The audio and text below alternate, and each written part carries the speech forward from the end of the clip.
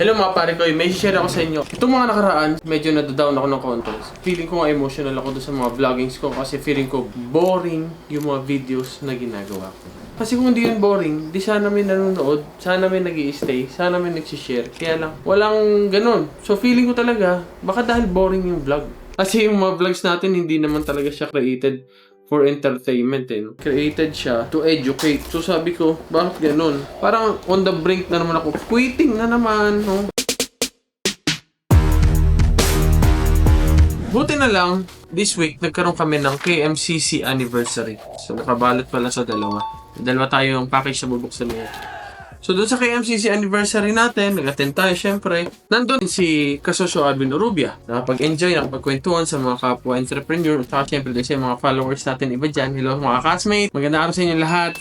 Dito pa tayo, nagvo-vlog pa din. Ano? The next day, hindi ko pa tinanong, hindi pa ako nag-open up kung ano yung pinagdadaan ako sa vlogging. Nakaupo lang kami, nagkukwento-kwentuhan, nagbibigay sila ng mga tip. Tapos syempre, ito naman ako, humbling myself kasi kailangan ko din ng payo. Kailangan ko rin makarinig ng mga tip. Especially doon kay Kasosyo Alvin dahil siya yung matagal na talaga sa content creation na successful. Compared sa akin na parang ang tagal-tagal na, hindi na nga consistent previously, ngayon lang naging consistent.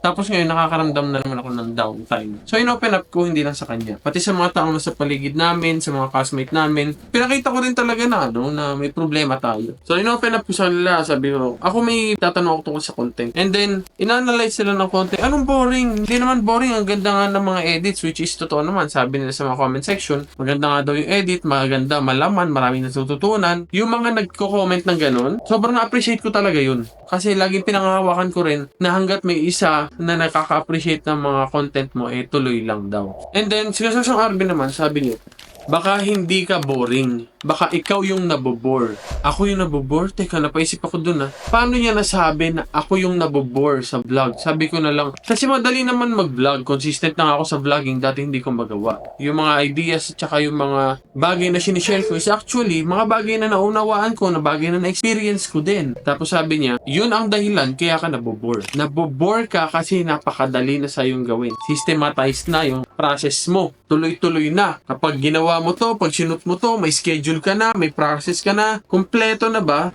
Ibig sabihin pala, may downside din ang pagiging systematized. Yung pagkakaroon ng proseso, may downside din pala yun. Na ikaw bilang tao, nakakaramdam ka ng boredom. Grabe, sobrang lupit. Yung palang solusyon para makagawa ako ng tuloy-tuloy na content nang walang problema at walang iniisip, nang may peace of mind ako because of the systems na ginawa ko, pwede palang maging dahilan yun para mabore ako. And then, he continued explaining na feeling mo hindi na siya mahirap. Syempre, dahil tayo entrepreneur, gusto natin may challenge. So, add ka ng konting twist, konting challenge dun sa mga vlog na gusto mong gawin. Natauhan ako ng matindi-tindi doon dahil sa sinabi niya na yun. Pero, hindi pa ako nagtatapos doon. Kung yung bagay na yun, tingin natin na solve na. Ang next na problema, sabi ko, kasi feeling ko din yung mismong topic ko ang boring. And then sabi ng mga nasa paligid, no, hindi boring yung topic mo. Hindi boring yung the way ka na nagde-deliver. Ang sarap mo nga pakinggan So, syempre, nakakatawa ng puso yun. Pero internally, sa loob-loob ko talaga, feeling ko ang boring ng topic ko. Sabi ko, baka masyadong detailed.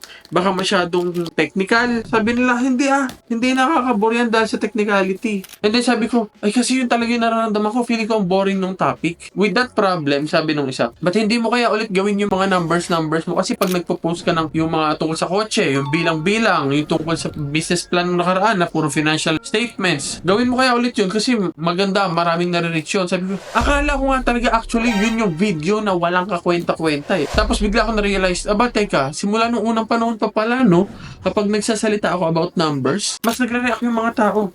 Mas nag-feedback sila. And then follow up naman ni Kasosyong Arvin, sabi nga niya, yung mga content kasi talaga minsan natin, hindi tayo ang magde-decide kung alin ang mag-blow up. Viewers talaga ang magde-decide yan. Dahil narinig ko yun, next na naisip ko is, ibig sabihin pala dapat talaga, ang gawin kong next ay, mag-content ng same content na kung alin yung nagba-viral. Kung alin yung nakakarating sa mga tao. Naliwanagan ako ng sobra dahil doon. So ito nga po, folding desktop stand. Dalawa ang binili natin kasi tayo. Gagawa tayo ng POS. Dalawang POS station para sa ating client. So, tingnan muna natin kung ano to. So, ito yan, holder po yan ng tablet. Yan. May tablet holder na tayo. Grabe, ang laki pala na to. Bavin PS10. So, lagay ko na po yung link nito, sa ating description. Dalawa yan. At syempre, dahil na nakausap natin sila, at ang ganda ng mga narinig natin sa kanila, natingin ko naman talaga makakatulong sa akin para buhayin ko ulit yung puso ko sa paggawa ng content. Medyo nabuhayan talaga ako dun, honestly.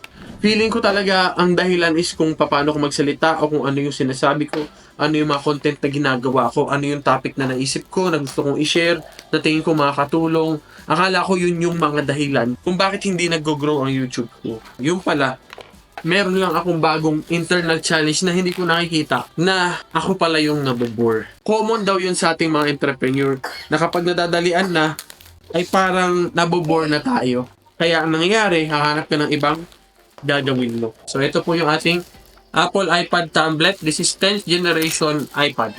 Yan po ang gagamitin natin para sa ating POS. And dalawa rin yung ating binili. Ito yung isa pa. Check na rin natin. So iPad kasi talaga recommended ko. Pero kahit naman Android po, pwede naman yung sa ordering system o sa POS natin. Yon. Dalawang iPad and dalawang stand. Siyempre, hindi tayo nagtatapos dyan. Mga pare ko, sobrang importante din talaga na may community tayo. Yung may mga kilala tayo, may mga pwede tayo makausap na mga expert dun sa fields natin. Kasi nabubuksan yung mga isip natin para maintindihan yung ibang mga bagay na feeling natin, yun ang problema. Yun pala ay may ibang problema pala tayo na siguro perspective ang kulang. Kailangan talaga natin bilang humans to understand na may mga ganung factors tayo na hindi natin kayang intindihin lahat ng mga bagay. Ito naman po ay Bluetooth printer. Bluetooth printer yan. At syempre, meron din tayong, ito naman, yung final item natin for today, ay ang cash register box. Yan. Kompleto na yung ating POS. Actually, may paparating pa yung scanner, pero wala pa siya ngayon, so hindi ko pa yan ma-unbox. Kaya mga pare ko, huwag kayong pakinaan ng loob pag may mga pinagdadaanan kayo. Mag-try tayong mag-reach out talaga sa iba, yung mga medyo mas expert na, mas marami nang alam, yung tayo lumapit. Kasi marami tayong mga bagay na hindi natin kayang isolve lang basta-basta sa sarili lang natin. See you again sa mga susunod na video vlogs, mga pare ko. Don't forget to subscribe and leave a comment down below. Bye!